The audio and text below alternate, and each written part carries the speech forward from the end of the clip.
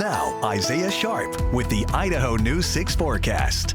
All right, we've got a couple of things to get to in this forecast. I mentioned the heat, just a little bit of that's going to be a big part of the forecast going into the weekend. We've also got some smoke expected to draw on in and thunderstorm activity expected as we draw close to the end of August. So a couple of things to pay attention to. We'll cover all of that in a few moments. 77 degrees, no winds whatsoever in the Treasure Valley region. Magic Valley has got some light winds and slightly cooler temperatures, but mid 70s for them as well. 7-mile-per-hour winds, still a nice night nonetheless. Let's talk about the smoke first. That's going to be the most recent of all of the things that are going to happen over the next few days. We've got some wildfire activity happening in central Idaho that is going to draw down a very large mass of smoke. You can see the dense to moderate right over the top of McCall and Cascade all the way down to Melba. Mountain Home is going to get some activity, and this is into the afternoon time. So the morning is looking okay, but this is expected to make its way to the south. The Boise region will be affected.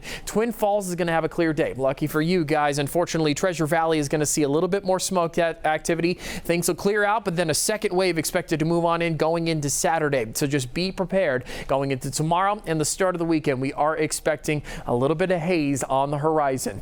Along with the smoke, unfortunately, the temperature is not expected to take a fall, and here's the sign of it. Take a look at the Pacific Northwest all the way down the coastline. You can see all of these heat advisories, warnings, red flag warnings on top of that too. All of this indication of very dry temperatures or very dry conditions, very warm temperatures, and on top of that too, wind for some parts too. And that's the perfect combination you need for wildfire activity to start. We saw last year just how bad wildfires can get, especially for the Oregon region. So from Portland all the way down to Eugene, we're going to pay attention to that area heading into the weekend. Those advisories sticking around going into Friday, Saturday. They are expected to clear up a little bit though heading into the start of the work week. Sunday, Monday, hopefully going to start to see those disappear. But notice all of the green that's on your screen. That's thunderstorm activity starting to pick up. Going into Monday, you can see those starting to pop up all over your screen. The Boise region will get a little bit of activity. Tuesday, a lot of activity for the Twin Falls area.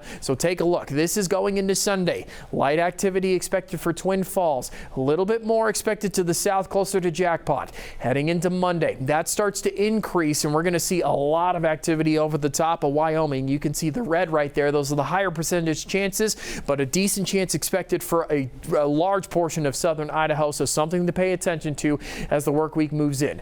Good news coming along with all of this. Temperatures are expected to drop, but we have to rise, unfortunately, heading into the weekend. Triple digits close going into Vail and Weiser, 98 for Ontario and in Emmett, but temperature is going to be very, very warm, clear skies, but just be prepared for that haze that's going to roll on in.